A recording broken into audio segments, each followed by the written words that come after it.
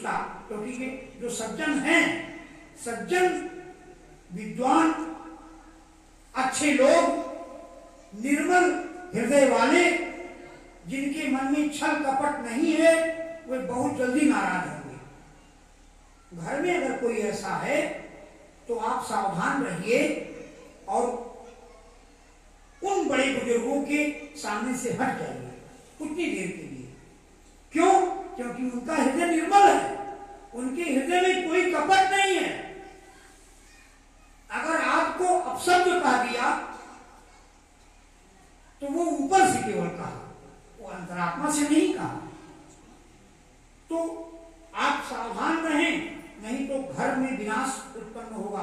अगर आपने पिता का जवाब दिया, आपने बुजुर्ग का जवाब दिया, आपने बड़े बूढ़ों का अनादर किया, उनकी बात का प्रत्युत्तर कर दिया, तो उनको दुख होगा, उनको कष्ट होगा।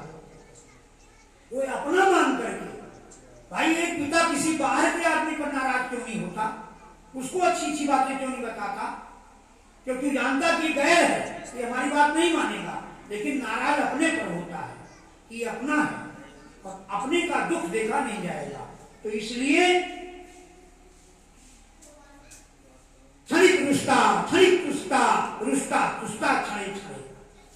सज्जन लोग बहुत जल्दी नाराज हो जाएंगे। और प्रार्थना करिए, भूल हो गई है तो भूल को स्वीकार कर लीजिए उतनी देर के लिए।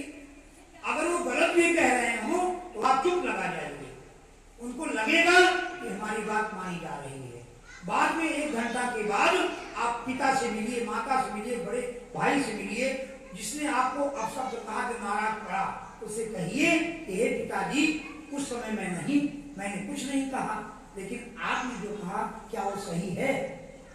तो पिता विचार करेगा उसको, मुझसे गलती हुई, लेकिन मेरा बेटा इतना लायक, मेरे घर के लोग इतने लायक, मेरी पत्नी इतनी लायक कि मेरा जवाब नहीं दिया इसने। तो ये परिवार चलाने का तरीका है। तो उन कुबेर के पुत्रों ने प्रार्थना किया कि हे भगवान, आप तो बड़ी जल्दी नाराज हो गए, छोटी सी गलती पर इतना बड़ा शाप दे दिया आपने। प्रार्थना किया तो नारद जी प्रसन्न हो गए, बोले अच्छा ठीक है, साफ तो मेरा निशान होए देव ऋषि वाणी, देवताओं की ऋषियों की वाणी कभी झूठी नहीं होती, इसलिए बात तो झूठी नहीं होगी, इसका प्रभाव कम हो जाएगा। तुम जाओ और द्वापर में भगवान कृष्ण तुम्हारा उद्धार करेंगे।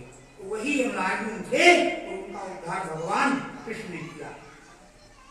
एक बार भगवान के नाम का जय घोष कर लें हम।